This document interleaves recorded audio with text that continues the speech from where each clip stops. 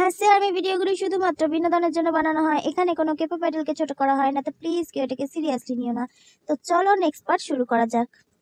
হসপিটালে সবাই উপস্থিত রয়েছে। তেকে ঘুমের ইঞ্জেকশন দেওয়া হয়েছে, স্যালাইন চলছে। মেয়েটার মুখের দিকে তাকিয়ে সকালেই থম মেরে গিয়েছে। রাস্তায় তেকে পেয়ে জাংকুক তাকে দুহাতে জড়িয়ে হাউমাউ করে কেঁদে উঠেছিল। মেয়েটা তখনই অজ্ঞান হয়ে গিয়েছিল। ন্যান্সি কেবিনের একপাশে চেয়ারে বসে আছে। জিনকেও খবর দেওয়া হয়েছে, সে সকালেই পৌঁছে যাবে। যারা তেকে ধরে নিয়ে গেছিল তাদের মধ্যে কয়েকজন ধরা পড়েছে। যে হোক, পাশের কেবিনে ন্যান্সি দুহাত একত্র করে কপালে ঠেকিয়ে একটু আগের কথাই ভাবছে। নির্জন বৃষ্টির ভেজা রাস্তায় জাংকুক তেকে নিয়ে বসেছিল। ছেলেটা দুহাতে শক্ত করে জড়িয়ে বুকের ভেতর তাকে ঢুকিয়ে নিতে চেয়েছিল। জেহপের গাড়ি তাকে খুঁজতে খুঁজতে সেখানে পৌঁছালো। সকলেই অবাক চোখে তাদেরকে দেখতে লাগলো। দুই ভালোবাসার মানুষ কিভাবে একে অপরকে আঁকড়ে বসে আছে। মিনিও তার আদরের মানুষটিকে পেয়ে তার পাশে এর পাশ ওপাশ করে ঘুরপাক খাচ্ছে। সেই থেকে জাংকুক এক মুহূর্তের জন্য তাকে কাটছাড়া করেনি। কিন্তু এক ক্লান্ত পরিশ্রান্ত মানুষ কতক্ষণ সোজা হয়ে দাঁড়িয়ে থাকতে পারে। ছেলেটা হসপিটালে পৌঁছে তেকে বেডে দিয়েই জ্ঞান হারিয়েছে। দুদিন ধরে সে কিছুই খায়নি। তার আগে কয়েকদিন একেবারেই খায়নি। সেও অসুস্থ হয়ে পড়েছে। পাশের কেবিনে তাকে রাখা হয়েছে। বিপদ শেষে অবশেষে স্বস্তি নেমে এসেছে সকলের মনে। ভোর তখন 4:30। জিমিন, সুগা, জেহোপ আর ন্যান্সি সকলেই সেখানে উপস্থিত আছে। জিমিন ত্রিপুরা যেতে পারেনি। কিভাবে যাবে? তেকে যে পাওয়া যাচ্ছে না। খবরটা শুনেই চারিদিকে তাকে খুঁজতে শুরু করেছিল। তের ফটো দেখিয়ে ফোনে সার্চও করেছিল। চেনা পরিচিত সকলের কাছে তার সন্ধান করেছিল। সকালবেলা সুগার কল পেয়ে সে হসপিটালে আসার জন্য কান্নাকাটি করেছে। মেয়েটাকে সে অনেক ভালোবাসে। একটাবার দেখার জন্য সুগার সাথে ছুটে এসেছে। লম্বা করিডোরের বেঞ্চে জিমিন আর সুগা বসেছিল। রাত অনেক হয়েছে। করিডোরে 2-4 জন যাতায়াত করছে। তারা দুজনেই চুপ করে বসে আছে। দুজনের মধ্যেই যথেষ্ট দূরত্ব। সেদিনের পর থেকে কেন যেন দুজনেই একে অপরের কাছে একদম চুপ হয়ে গিয়েছে। হয়তো নিজেদের মনের সাথে যুদ্ধ করছে। সুগা দরজার পাশে বেঞ্চে কোণ ঘেঁষে বসেছিল, আর জিমিন আর একদিকের কোণে। তার পাশে একটা বাহারি গাছ রয়েছে, যেটাতে জিমিন ঘুমে ঢলে পড়লে নড়ে উঠল। বউ! জাংকুকের ভয়ার্ত কণ্ঠ। পাশের কেবিন থেকে বের হয়ে সে সুগার দিকে তাকালো। তার পরনে হসপিটালের পোশাক, চোখ তখনও লাল, ঠোঁট কাঁপছে। সে স্বপ্ন দেখেছিল, তাই সে এখনো ভাবছে তে কি স্বপ্নের মধ্যেই তেকে পেয়েছে নাকি সত্যি। সুগা ইশারা করে তের কেবিনটা দেখিয়ে দিল। সুগাকে সরিয়ে দরজা খুলে ধরপড় করে ভেতরে ঢুকলো। দেখলো তার আদরে যত্ন করা মেয়েটা নিস্তেজ হয়ে পড়ে আছে, বা হাতে স্যালাইন চলছে। জাংকুক এগিয়ে গেল ডান দিকে। তের পায়ের কাছে বসে দু পায়ে হাত বুলিয়ে দিল। জিমিন আর সুগা দরজার সামনে দাঁড়িয়ে চুপ করে দেখছে। তের পায়ে কাটা ফুটেছে, বোধহয় পালাতে গিয়ে ফুটেছে। জাংকুক নিচু হলো, দেখলো ক্ষতটা বেশ গভীর। 2 ফোঁটা অশ্রু পায়ে পড়তেই তে ঘুমের মধ্যে একটু নাড়াচাড়া করে উঠল। জাংকুক ডান পায়ের পাতায় চুমু দিয়ে বলল, আমি তোমাকে আগলে রাখতে পারলাম না বউ। তে হঠাৎ করে চোখ খুললো, পা নাড়াচাড়া করলো। জাংকুক তাকে দেখে উঠে দাঁড়ালো। তাড়াতাড়ি তার ডান দিকে গিয়ে তে চমকে যাওয়া মুখটা আগলে ধরে বলল, তুমি ঠিক আছো? বলতে বলতে চোখে মুখে অজস্র চুমুতে ভরে দিতে লাগলো। সুগা হঠাৎ করে জোরালো কণ্ঠে বলল, ওই মানুষটা বলে এখনো নিজেকে সামলে রেখেছে রে। তোর সাথে যদি এমন কিছু হতো, আমি তো মরে যেতাম হৃদ। জিমিনের বুকটা দুমড়ে মুচড়ে গেল। সুগার দিকে তাকিয়ে চোখের জল ছেড়ে তার বুকে মুখ গুজলো। তে তে আমি তোমাকে। জাংকুক পুরোটা বলতে পারলো না। তার আগেই তে তাকে ধাক্কা দিল। কে তুমি? জাংকুকের চোখ বিস্ফোরিত হলো। তুমি কে? কথাটা কানে বাজতে লাগলো। তার বউ কি তাকে চিনতে পারছে না?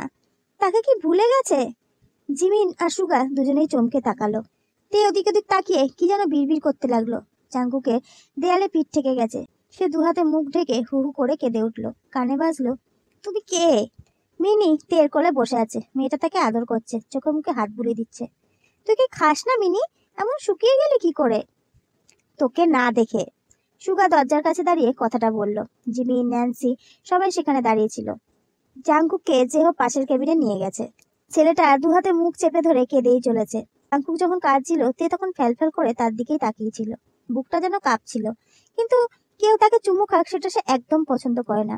ডক্টর তাকে এসে চেক আপ করে স্যালাইন খুলে দিয়ে গেছে। তে সেই থেকে হেলান দিয়ে রয়েছে, আর চোখে মুখে যেন মেঘ জমে আছে। সুগা, তুই ওকে মেরেছিস? তে রাগ দেখিয়ে কথাটা বলল। মিনি তার কোল থেকে লাফ দিয়ে সোফায় গিয়ে পড়ল। সকলেই অবাক হয়ে তাকিয়ে রয়েছে। সে সুগাকে চিনতে পারছে, তাহলে জাংকুককে কেন চিনতে পারছে না? সবারই সবটা গুলিয়ে গেল। ন্যান্সি দৌড়ে তার কাছে গিয়ে বলল, তুই চিনতে পারছিস? কি বলছো ন্যান্সি দিদি, তুই কি সুস্থ আছিস? ন্যান্সি তেকে বুকে জড়িয়ে ধরলো। তে তার বুকে মাথা রেখে বলল, তোমরা আমাকে ঘৃণা করছো তাই না? ন্যান্সি হকচকিয়ে তাকালো। জিমিন সুগা দুজনেই কাছে এসেছে। জিমিন তার মাথায় হাত বুলিয়ে বলল, কি বলছো কি? তাহলে বরবাবু আমার কাছে আসছে না কেন? সকলে অবাক হয়ে তাকালো। আসছে না মানে? ও তো ছিল। ন্যান্সি কিছু একটা বুঝতে পেরে দৌড়ে পাশের কেবিনে গেল। দেখলো জাংকুক শক্ত হয়ে বসে আছে, চুল দাড়িতে মুখ ভর্তি। দূর থেকে সত্যি অন্যরকম লাগছে ওকে। দিয়ে তাই জন্যই হয়তো চিনতে পারেনি। দি দি ও জাংকুক এবার উঠে দাঁড়ালো। ন্যান্সি কাছে এসে বলল, ও ঠিক আছে, কিন্তু তুই ঠিক নেই জাংকুক। কি করে ঠিক থাকবো? আয়নায় মুখটা একবার দেখ। কতদিন হয়েছে দাড়ি গোপ কাটিসনি, মানুষের মতো দেখতে লাগছে না, বন মানুষ লাগছে। তোর ওই ছোট্ট বউ তোকে এভাবে কোনোদিন দেখেছে? বলতে বলতে ফোনের স্ক্রিন ক্যামেরাটা অন করলো। জাংকুক জেহকের দিকে তাকালো। জেহক ন্যান্সির দিকে। ন্যান্সি দীর্ঘশ্বাস ফেলে পুরোটা বলল। তে সকলকেই চিনতে পারছে। কেবিনে তখন তে একা। সবাই ক্যান্টিনে কিছু খেতে গেছে। তেকে খাইয়ে ন্যান্সিও বের হয়েছে। দুপুর হয়েছে। রোদ লুটোপুটি খাচ্ছে জানলায়। তে বুক ছটপট করছে। একটু আগে একটা লোক তাকে চুমু খেলো। বুকে আনন্দ লেগেছিল, কিন্তু তাকে চিনতে কেন পারলো না? তার গন্ধটাও অনেক চেনা ছিল। জাংকুক দরজা খুলে ভেতরে ঢুকতে তে তাড়াতাড়ি সোজা হয়ে বসে তাকালো। এই তো সেই জাংকুক, চুলদারি সব পারফেক্ট। তের চোখের তলায় কালি পড়েছে। তের চোখ ভিজে উঠলো। ঠোঁট উল্টে বলল, তুমি কোথায় ছিলে বরবাবু? তোমাকে আমি কত ডাকছিলাম। জাংকুকের বুকটা ধক করে উঠলো। তার বউ তাকে ভোলেনি, একটুও ভোলেনি। তার ভালোবাসার কোনো খাদ নেই, একদম নেই। জাংকুক দৌড়ে তার কাছে গেল। বেডে বসে থাকা মেয়েটাকে শক্ত করে জড়িয়ে ধরলো। প্রাণ ভরে তাকে আদর করতে লাগলো। এ দু হাতে তাকে জড়িয়ে নাকে নাক ঘষে বুকে মুখ গুজলো। তার গন্ধ নিল। এ তো তার বরবাবুর গন্ধ। সেই মানুষটার গন্ধ সে চেনে। একটু আগে চুমু দিয়ে কাঁদতে থাকা মানুষটার গায়েও এমনই গন্ধ ছিল। এমন ভাবেই তার বুকে ইঁদুর দৌড়াচ্ছিল। আম সরি বউ, আমাকে ছেড়ে প্লিজ যেও না। তে হু হু করে কেঁদে উঠল। সেদিন মামির বলা কথা আবার মনে পড়ল। তুমি আমাকে ফিরিয়ে নেবে না বরবাবু? জাংকুক বুঝতে পারলো না। কিছুক্ষণ চুপচাপ চোখ বন্ধ করে রাখলো। তে আরো বুকের ভেতর যেন তাকে নিতে চাইলো। তে কাঁদো কাঁদো গলায় বলল, ওই মামি বলেছে আমাকে, আমি ওখানে রাত কাটিয়েছি, তুমি আমাকে আর ভালোবাসবে না। এই এই বউ, আমাকে তোমার অমন বলে মনে হয়? আমি তোমাকে ছেড়ে থাকবো কি করে? আমি বলেছি তুমি আমায় অনেক ভালোবাসো বরবাবু, আমি আর তোমার কথার অবাধ্য হব না। জাংকুক তার মাথায় ক্রমাগত ছোট ছুঁয়ে দিতে লাগলো। বিশ্বাস করতে চাইলো তের অস্তিত্ব। কতগুলো দিন পর আজ মেঘ সরে চাঁদ উঠেছে। সে দুগালে হাত রেখে কপালে কপাল ঠেকালো। আমি শুরু থেকেই তোমাকে চেয়েছি, আর শেষ অবধি শুধু তোমাকেই চাইবো বউ। জিন বিকেলে এসেছে। মিনা এখন হসপিটালে। সুস্থ হলে তাকে পুলিশে নিয়ে যাবে। পুলিশে ধরার আগেই পাড়ার সকল মহিলাদের নিয়ে জিন উত্তম মধ্যম পিটিয়েছে তাকে। হাড়গোড় একটাও আস্ত রাখেনি। জিন তের কাছে বসে থেকে ডক্টরের কাছে গিয়েছিল। কিছুটা পর সেখান থেকে এসে গম্ভীর হয়ে জাংকুকের সামনে দাঁড়ালেন। জাংকুক কেবিনেই ছিল। সে তার মুখের দিকে কিছুক্ষণ চেয়ে রইল। জাংকুক তখন আপেল কেটে দিচ্ছিল তেকে। ডাক্তারবাবু ডাকছেন, যা। জাংকুক জিনের গম্ভীর কণ্ঠ শুনে অবাক হলো। তারপর সে বেরিয়ে গেল ডক্টরের উদ্দেশ্যে। জাংকুক এখন ডক্টর ঠিক সামনে বসে আছে। ডক্টর রিপোর্ট থেকে চোখ সরিয়ে জাংকুকের দিকে তাকালো, আর আবার রিপোর্ট দেখতে দেখতে বলল, আপনি আপনার ওয়াইফকে পছন্দ করেন? জাংকুক একটু নড়ে চড়ে বসলো। হঠাৎ এমন প্রশ্ন! আমি তাকে অনেক ভালোবাসি। ভালোবাসেন? কতদিন হয়েছে বিয়ে হয়েছে? 1 বছর। কোনো সমস্যা চলছে আপনাদের মধ্যে? জাংকুকের ভ্রু কুঁচকে গেল। এসব প্রশ্নের মানে কি? আমাদের মধ্যে সমস্যা কেন হবে? আর হলেও একটা জিনিস নিয়েই হয়, কে কাকে কতটা বেশি ভালোবাসি সেটা নিয়ে। এত ভালোবাসেন যে বিয়ের 1 বছর পূর্ণ হয়ে গেছে তবুও তাকে স্পর্শ পর্যন্ত করেননি? মানে মানে শি ইজ স্টিল ভার্জিন। জাংকুকের নিঃশ্বাস কিছুক্ষণের জন্য বন্ধ হলো, আর লজ্জায় মাথাটা নিচু করে নিল। বুঝলো, এই জন্য এত প্রশ্ন। আমি আপনার ওয়াইফের মেডিকেল টেস্ট করিয়েছি, সেখানেই আসলে আমার ওয়াইফ খুবই ছোট, তার কাছে দুনিয়া বলতে আমি। তাই আমি তাকে কিভাবে? ডক্টর একটু হাসলেন। আজকাল যেখানে নরনারী বিয়ে না করেই একসাথে থেকে কত অ্যাবর্শন বা সুইসাইড করে ফেলছে, আর সেখানে আপনি? ভালোবাসা কি শুধু শরীর ছোঁয়ার জন্য ডক্টর? আমার কাছে সেটা নয়। আমার কাছে ভালোবাসা মানে কেবল ভালোবাসা। আমি তার আত্মা ছুঁয়েছি, শরীর ছোঁয়ার সময় পরে তো রয়েছে। তাছাড়া আমার কাছে তাকে দেখতেই ভালো লাগে। তাকে একটু হালকা চুম্বনই আমাকে তৃপ্তি দেয়। সেখানে তার মস্তিষ্কে আমি কিভাবে অন্য কিছু ঢোকাতে পারি? ওয়েল ডান মিস্টার জিয়ন, এমন ভালোবাসা যেন সকলে পায়। জাঙ্গু কেবিনে ফিরে এলো। কাকিমার দিকে তাকাতে তার লজ্জা হচ্ছে। ডক্টর নিশ্চয় ওনাকে এসবই বলেছে। ইস, কি লজ্জার ব্যাপার। জিন তেকে চুমু দিয়ে সোফায় হেলান দিয়ে শুয়ে পড়লেন। বললেন, বউকে তাড়াতাড়ি বড় করো, আমার বয়স হচ্ছে তো, নাতি নাতনি দেখতে হবে আমায়, নাকি সেটা দেখার আগেই মরে যাব? তে ড্যাব ড্যাব করে তাকিয়ে রইল। জাংকুক ঢকঢক করে একটু জল খেলো। তে এবার মুখ খুললো। মা, আমি তো বড় হয়ে গেছি, তোমাকে তাড়াতাড়ি নাতি নাতনির মুখ দেখাবো, দেখো। জাংকুক তার ঠোঁটে আঙুল দিয়ে বলল, উফ, তুমি একটু চুপ করো, ঘুমাও, এখন আর কোনো কথা বলবে না। তুমি জড়িয়ে ধরে ঘুম পাড়াও, কতদিন তোমার বুকে ঘুমাই না আমি। তে ঘাড় কাত করে তাকে আবদার করে বলল। যে হোক এসে জিনকে সেখান থেকে নিয়ে বাড়ির পথ ধরলো। রাতে জাংকুক এখানেই থাকুক, কাল তো ডিসচার্জ করেই দেবে। জাংকুক তাকে ওয়াশরুম থেকে কেবিনে এনে শোয়ালো, নিজেও পাশে শুলো। তাকে বুকে জড়িয়ে কপালে চুমু দিয়ে বলল, আর কেউ পারবে না তোমাকে আমার থেকে কেড়ে নিতে বউ। এরপর কেটে গেছে অনেকগুলো দিন। তে ঘুমিয়ে গেছে। রাত প্রায় 11টা বাজে। জাংকুকের অফিস থেকে ফিরতে অনেক দেরি হয়ে গেছিল। ফিরে তাকে ঘুমাতে দেখে আর ডাকেনি। ফ্রেশ হয়ে পাশে শুয়ে পড়েছে পিছন থেকে জড়িয়ে ধরে। কিন্তু তার শীতল হাতের স্পর্শে মেয়েটার ঘুম ভেঙে গেল। জড়ানো গলায় বলল, কখন এলে বড়বাবু? একটু আগে।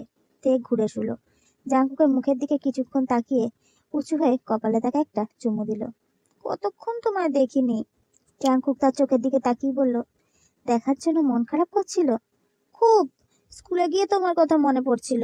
জাংকুক কিছুক্ষণ চুপ রইল। তের ব্যাগ থেকে সেই চিঠিগুলো জাংকুক পেয়েছিল, সেগুলো রোজ একবার করে পড়ে। মেয়েটা কতটা কষ্টে প্রতি সেকেন্ডে তাকে সেগুলো লিখেছে। জাংকুকের প্রচন্ড কষ্ট হয় আর ভালোবাসায় বুকটা ভরে ওঠে। সে এতে নাক টেনে দিয়ে বলল, আচ্ছা, এই ব্যাপার। সুগা টাইমে পৌঁছায়নি? হ্যাঁ, ও আমাকে বেল মাখাও কিনে দিয়েছে। তাই? হুম। ওই ঘটনার পর থেকে জাংকুক তেকে স্কুলে দিয়ে আসে, আর যেদিন আসতে দেরি হয় সেদিন সুগা তেকে গিয়ে নিয়ে আসে। নিজের পরে একমাত্র সুগাকেই তার প্রচন্ড বিশ্বাস হয়। ওই ঘটনার সাথে যারা জড়িয়ে ছিল প্রত্যেককে অ্যারেস্ট করা হয়েছে। মিনা এখনো হসপিটালে, খুব সহজে ছাড়া পাবে বলে মনে হয় না। বড়বাবু, তুমি খেয়েছো? না। তাহলে খাবে, চলো। হুম। কেন? জাংকুক তাকে আরো একটু বেশি টেনে বলল, তোমার কাছে আর একটু থাকবো। তে হেসে উঠল, বলল, রাতে কি ঘুমাবে না? হুম। তৃষ্ণা লাগছে। কিসের? তোমাকে দেখার। মেয়েটা লজ্জা পেল। জাংকুক তাকে এভাবে প্রথম দেখলো। লজ্জায় দুটো গাল তার ভারী হয়ে এসেছে। জাংকুক হেসে তাকে বুকে আগলে নিতে নিতে সেও চোখ বন্ধ করে একটু লাজুক হাসি দিল। সেই ঘটনার পর জিনও এখনো রয়েছে। যতদিন না তে পুরোপুরি সুস্থ হচ্ছে ততদিন সেখান থেকে যাবে না। আজ জিন সুন্দর করে বাঙালি ভাবে তেকে সাজিয়েছে। আটপুরে করে শাড়ি পরিয়েছে, মাথা ভর্তি করে সিঁদুর দিয়েছে, দুই হাতে শাখা পলা, অসম্ভব সুন্দর লাগছে। জাংকুক অফিস থেকে এসে ব্যাগটা রেখে খাটের দিকে তাকাতেই দেখলো তার সুন্দরী বউ বসে বসে পা দোলাচ্ছে। বাবু, কেমন লাগছে আমার? অসম্ভব সুন্দর। সত্যি? হুম। তে দৌড়ে ব্যালকনির কাছে গেল। মিনিকে বক্স থেকে তুলে দেখিয়ে বলল, ওকে কেমন লাগছে? মিনির কপালেও একটা লাল টিপ। জাংকুক দরজাটা লক করলো। মিনিকে বক্সে রেখে দু হাতে তের কোমর জড়িয়ে ব্যালকনিতে এগিয়ে গেল। আজ আকাশে সুন্দর চাঁদ উঠেছে, হালকা বাতাসও বইছে। তের মুখের দুপাশে কিছু চুল লাগলো। মেয়েটা জাংকুকের বুকের কাছে শার্টের বোতাম নিয়ে টানাটানি করছে। জাংকুক তার ললাটে চুমু দিয়ে গলায় একটা পেন্ডেন্ট পরিয়ে দিল। তে খুব কেঁদেছিল ওই চেনটা তারা খুলে নেওয়ার জন্য। সে জাংকুককে সে কথা জানিয়েছে। সেজন্য সেম ডিজাইনের একটা পেন্ডেন্ট আজ অর্ডার দিয়ে সে নিয়ে এসেছে। তে প্রচন্ড খুশি হয়ে গলায় হাত দিল, একগাল হেসে তাকালো। জাংকুক শীতল চাউনি দিয়ে বলল, ও, হবে কি আমার? তে মুচকি হাসলো, পায়ের আঙুলে ভর দিয়ে দু হাতে তার কাঁধে ভর দিল। কাছে গিয়ে বলল, আমি তো তোমারই বরবাবু। So guys, that's for today. যদি ভিডিওটা ভালো লাগে লাইক করো, কমেন্ট করে শেয়ার করো, আর চ্যানেলটা প্লিজ প্লিজ প্লিজ সাবস্ক্রাইব করে নিও।